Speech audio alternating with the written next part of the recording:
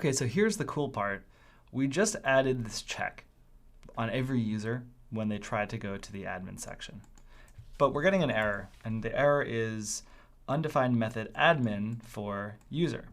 So what is this error actually telling us?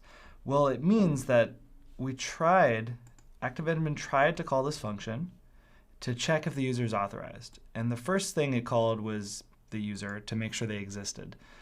This is actually our current user method that Devise gives us. So this just checks, is the current user logged in? Good. It had no problem with that part. And then this is an and. So in Ruby, this actually checks the first one and the second one. And if they're both true, then it just returns true, which will allow the user to get into the next page. But what we're running into is an error here, user basically undefined method admin for user. So we have a user here. This is what the user object looks like when you pull out a specific user.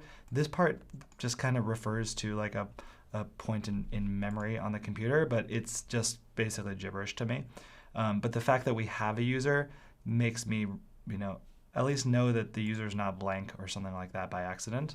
So how do we actually create an admin method?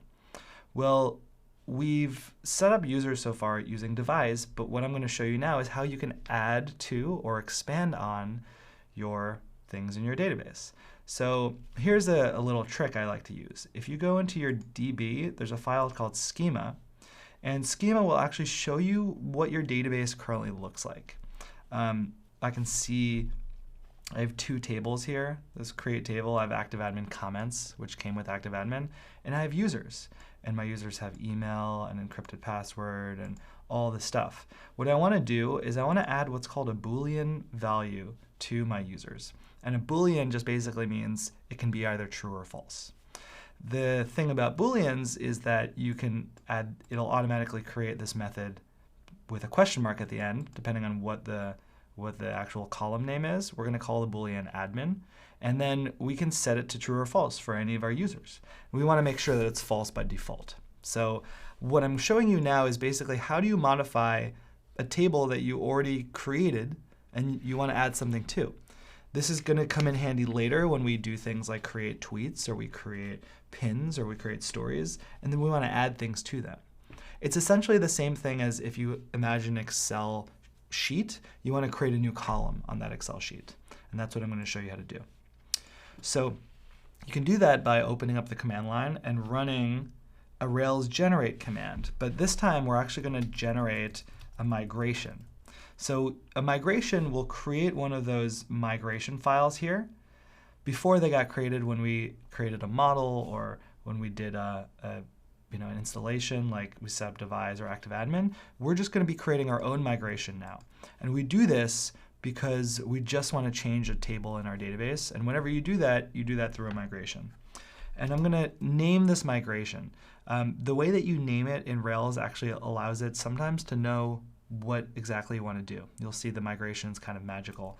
And it'll know which table we're trying to change because what I'm calling this is add admin to users.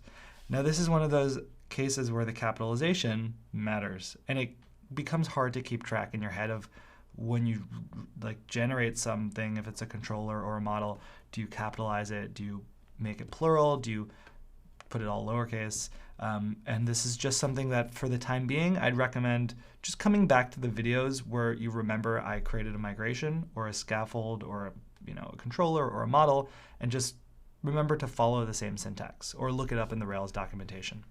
So don't run this yet. We're going to put a space here and we'll call this admin and then put :Boolean.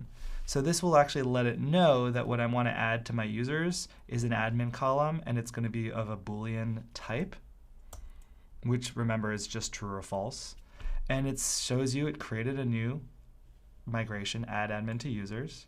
And I can see this migration if I go into database, migrate, add admin to users. We see add column, users, admin, Boolean. This is basically how you add a new column to users, and this says what kind of thing it is. If you go back to the other ones, you saw that there was like add a, let's see this one, an email, create table users, email is a string, encrypted password is a string. You've got strings, date times. Strings are basically just text. Date times are basically dates and times. Integers are just numbers. So Boolean is a new data type. And I actually do want to add something to this. I want to add a default.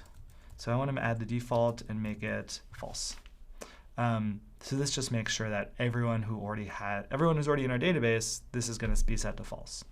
So now I have the migration. You can customize it, right, like we just did. I could theoretically add stuff to this if I wanted to. And I will run the migration now. Rails db migrate.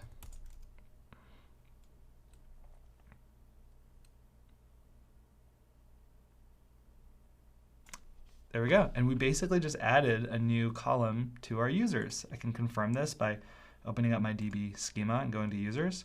You see now I have a Boolean of admin, and it actually has a default on it. So I've just changed my table and added a new thing. This is, by the way, the exact same steps you would follow if you wanted to add a new field to users, such as name or username or city, location, anything else. It might not be a Boolean. If it was a name, it would be a string. String is what you would use for text. So we'll come back to this again later. So I just added basically a new field to my users to check to see if they're an admin. But of course, by default, it's going to be false. So let's see if this will update. OK, I'm not getting an error anymore, but it says you're not authorized to perform this action. So the check is working now, but I'm not an admin because no one's an admin.